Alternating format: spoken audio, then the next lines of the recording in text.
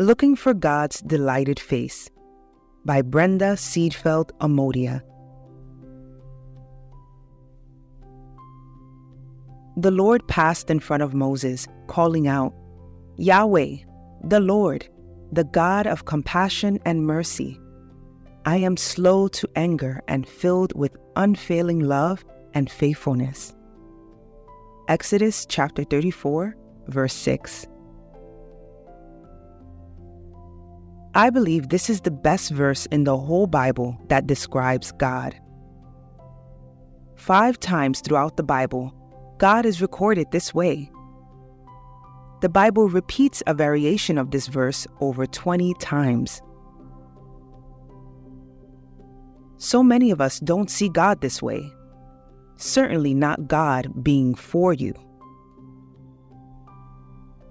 In the study of attachment science, there is a well-known video of an experiment called the still face experiment.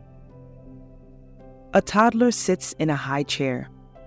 The mom faces her, giving her full positive attention. Then the mother lets her face go blank. She has a still face. The baby starts trying all sorts of things to get the mother's attention back. It starts with playfulness. It builds to a full-on crying meltdown. This is a hard video to watch. For this baby, there is a happy ending. For so many of you, I don't know. You believe God has a still face towards you. God is this blank face, unresponsive, and doesn't notice you. This may be temporary for you, like a dark night of the soul time, or maybe this is how you have always viewed God. We are all hardwired for relationship. When we receive a still face from God, we can't bear it. We are emotionally interrupted. This connection demands a response. Trust issues take root. Why do you see a still face and I see God who is compassionate and merciful, slow to anger, filled with unfailing love, hesed, and kindness? You are not exempt from knowing this face of God who is for you. Growth is our brains being rewired for perfect love. Many of us transfer our broken attachment onto our relationship with God. That makes sense. We have received broken human love. You use that same lens to view God because it's the only lens for love you have. You are literally trying to push perfect love through the same neural pathways you were given of imperfect love. To heal, you have a helper. This is the Holy Spirit's role: to help, to advocate, to empower. Let the Holy Spirit help you. Galatians chapter 5, verse 16 says, So I say, let the Holy Spirit guide your lives.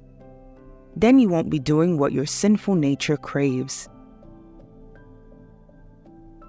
This Christian faith is intensely personal. The Holy Spirit is dwelling in you, with you, shaping and forming you. This takes daily interaction. This takes listening for His voice.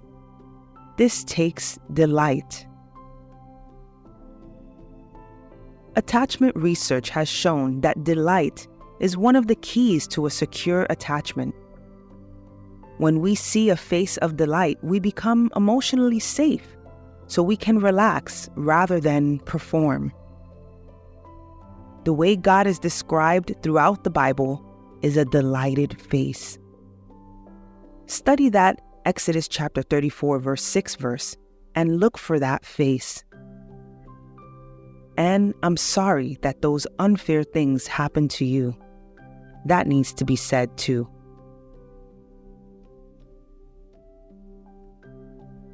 What types of things do you take delight in?